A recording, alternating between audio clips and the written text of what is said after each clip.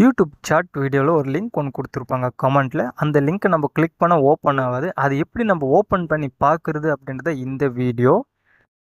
நீங்கள் இப்போ ஏதாவது ஒரு சாட்டை பார்த்துட்டு இருக்கீங்க, அந்த சாட்டில் கமெண்ட்டில் லிங்க் இருக்குது, கிளிக் பண்ணி பார்த்துப்பீங்க அப்படின்னு சொல்லுவாங்க. நீங்களும் அதே மாதிரி ட்ரை பண்ணி பார்ப்பீங்க, பட் அது ஒர்க் ஆகாது. நம்ம அது எப்படி ஒர்க் பண்ணுறது அப்படின்னா, நீங்கள் அந்த வீடியோவை லைக் பண்ணணும். அதாவது அந்த வீடியோவை லைக் பண்ணிட்டு உங்களோட ப்ரொஃபைல்குள்ளே போனீங்கன்னா பிளேலிஸ்ட் இருக்கும். அது பக்கத்துலேயே பார்த்தீங்கன்னா வியூ ஆல் இருக்குது.